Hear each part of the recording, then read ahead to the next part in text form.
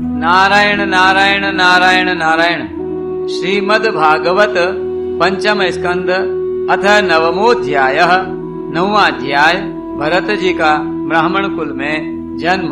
भरत जी का ब्राह्मण कुल में जन्म। श्री सुखदेव जी कहते हैं, राजन, आंगी रस गोत्र में शम, दम, तप, स्वाध्याय, वेदाध्ययन, त्याग, अतिथि आदि को अन्न देना, संतोष, तितिक्षा, विनय, विद्या, कर्म विद्या, अनसूया, दूसरों के गुणों में दोष न ढूंढना, आत्मज्ञान, आत्मा के कर्तृत्व और भोक्तृत्व का ज्ञान एवं आनंद, धर्म पालन जनित सुख, सभी गुणों से संपन्न एक श्रेष्ठ ब्राह्मण थे। उनकी बड़ी स्त्री से उन्हीं के समान विद्या, शील, आचार, रूप और उदारता आदि गुणों वाले 9 पुत्र हुए तथा छोटी पत्नी से एक ही साथ एक पुत्र और एक कन्या का जन्म हुआ। इन दोनों में जो पुरुष था वह परम भागवत राजर्षि शिरोमणि भरत ही थे। वे मृग शरीर का परित्याग करके अंतिम जन्म में ब्राह्मण हुए थे, ऐसा महापुरुषों का कथन है।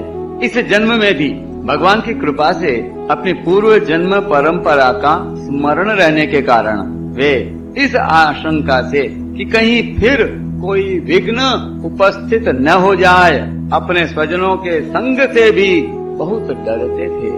हर समय जिनका श्रवण, स्मरण और गुण कीर्तन सब प्रकार के कर्म बंधन को काट देता है, श्री भगवान के उन चरण कमलों को ही हृदय में धारण किए रहते तथा दूसरों की दृष्टि में अपने को पागल, मूर्ख, अंधे और बहरे के समान दिखाते।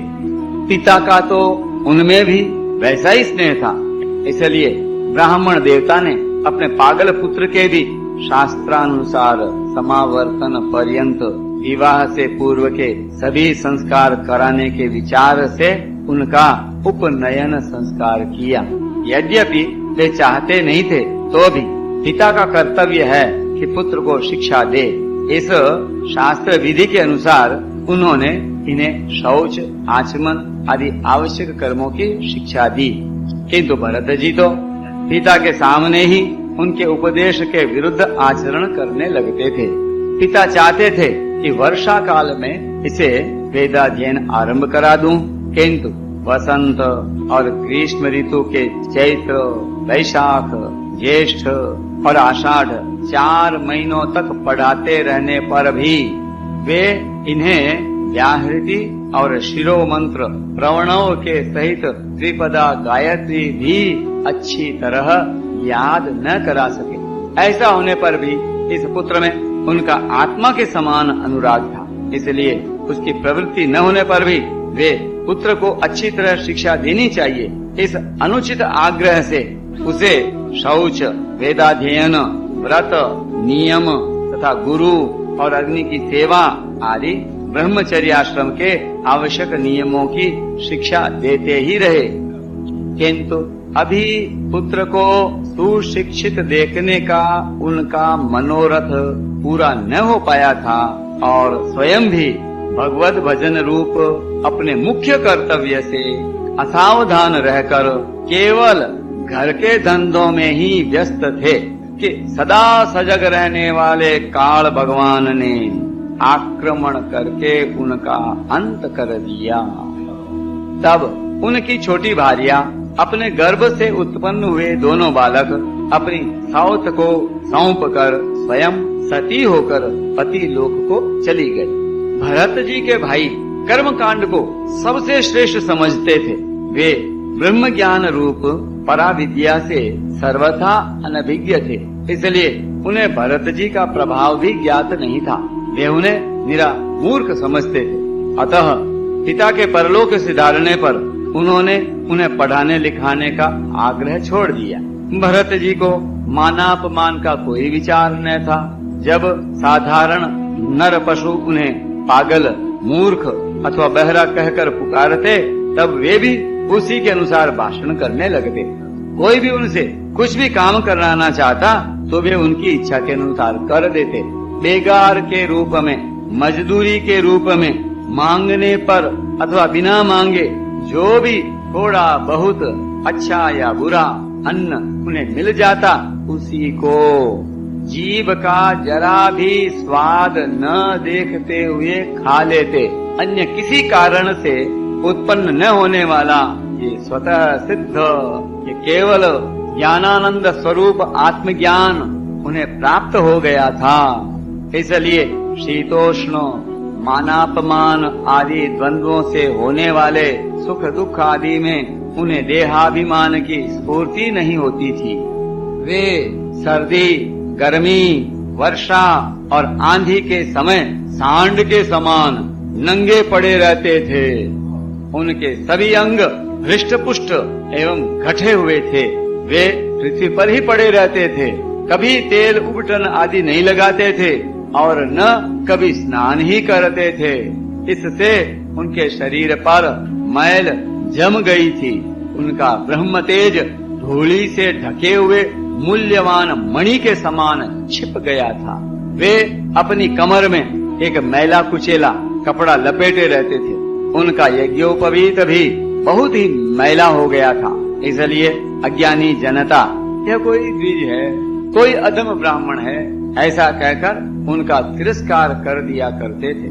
किंतु वे इसका कोई विचार न करके स्वच्छंद विचरते थे। दूसरों की मजदूरी करके पेट पालते देख जब उन्हें उनके भाइयों ने खेत की क्यारियां ठीक करने में लगा दिया, तब वे उस कार्य को भी करने लगे। परंतु उन्हें इस बात का कुछ भी ध्यान न था कि उन क्यारियों की भूमि समतल है या ऊंची नीची, अथवा वह छोटी है या बड़ी। उनके भाई उन्हें चावल की कणी, खड़ी, भूसी, भुने हुए उड़द अथवा बर्तनों में लगी हुई जले अन्न की खुरचन जो कुछ भी दे देते, उसी को वे अमृत के समान खा लेते थे। किसी समय डाकुओं के सरदार ने, जिसके सामंत शूद्र जाति के थे, पुत्र की कामना से भद्रकाली को मनुष्य की बलि देने का संकल्प किया। तो उसने जो पुरुष पशु बलि देने के लिए पकड़ मंगाया था, वह दैववश उसके फंदे से निकलकर भाग गया। उसे ढूंढने के लिए उसके सेवक चारों ओर दौड़े, किंतु अंधेरी रात में आधी रात के समय कहीं उसका पता न लगा। इसी समय दैव योग से अकस्मात उनकी दृष्टि इन आंगीरस गोत्रीय ब्राह्मण कुमार पर पड़ी, जो वीरासन से बैठे हुए मृग, वराह आदि जीवों से खेतों की रखवाली कर रहे थे। उन्होंने देखा कि यह पशु तो बड़े अच्छे लक्षणों वाला है, इससे हमारे स्वामी का कार्य अवश्य सिद्ध हो जाएगा। यह सोचकर उनका मुख आनंद से खिल उठा और वे उसे रस्सियों से बांधकर चंडिका के मंदिर में ले आए। तदनंतर उन चोरों ने अपनी पद्धति के अनुसार विधि पूर्वक उनको अभिषेक एवं स्नान कराकर कोरे वस्त्र पहनाए तथा नाना प्रकार के आभूषण, चंदन, माला और तिलक आदि से विभूषित कर अच्छी तरह भोजन कराया। फिर धूप, दीप, माला, खील, पत्ते, अंकुर और फल आदि उपहार सामग्री के सहित बलिदान की विधि से गान, स्तुति और मृदंग एवं ढोल आदि का महान शब्द करते हुए उस पुरुष को भद्रकाली के सामने नीचा सिर करा के बैठा दिया। इसके पश्चात दस्युराज के पुरोहित बने हुए लुटेरे ने उस नर पशु के रुधिर से देवी को तृप्त करने के लिए देवी मंत्रों से अभिमंत्रित एक तीक्ष्ण खड्ग उठाया। चोर स्वभाव से तो रजोगुणी और तमोगुणी थे ही, धन के मद से उनका चित्त और भी उन्मत्त हो गया था। हिंसा में भी उनकी स्वाभाविक रुचि थी। इस समय तो वे भगवान के अंश स्वरूप ब्राह्मण कुल का तिरस्कार करके स्वच्छंदता से कुमार्ग की ओर बढ़ रहे थे। आपत्ति काल में भी जिसे हिंसा का अनुमोदन किया गया है, अरे उसमें भी ब्राह्मण वध का सर्वथा निषेध है, तो भी वे साक्षात ब्रह्म भाव को प्राप्त हुए, वैरहीन तथा समस्त प्राणियों के सुहृद एक ब्रह्म ऋषि कुमार की बलि देना चाहते थे। यह भयंकर कुकर्म देख कर देवी भद्रकाली के शरीर में अति दुस्सह ब्रह्म तेज से दाह होने लगा और वे एकाएक मूर्ति को फोड़कर प्रकट हो गईं। बोलो जगदम्बा मैया की। अत्यंत असहनशीलता और क्रोध के कारण उनकी भौहें चढ़ी हुई थी तथा कराल दाढ़ों और चढ़ी हुई लाल आंखों के कारण उनका चेहरा बड़ा भयानक जान पड़ता था। उनके उस विकराल वेश को देखकर ऐसा जाना पड़ता था मानो वे इस संसार का संहार कर डालेंगी। उन्होंने क्रोध से तड़क कर बड़ा भीषण अट्टहास किया और उछलकर उस अभिमंत्रित खड्ग से ही उन सारे पापियों के सिर उड़ा दिए और अपने गणों के सहित उनके गले से बहता हुआ गरम गरम रुधिर रूप आसव पीकर अति उन्मत्त हो ऊंचे स्वर से गाती और नाचती हुई उन सिरों को ही गेंद बनाकर खेलने लगी।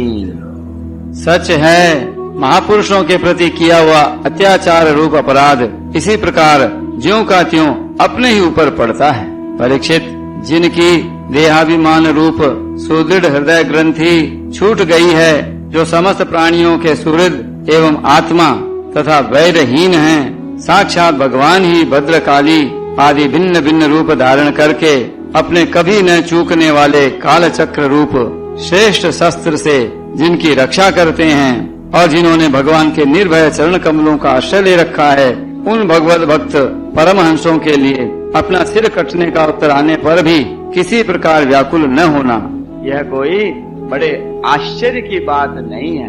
बोले जड़ भरत जी महाराज की। नारायण नारायण नारायण नारायण।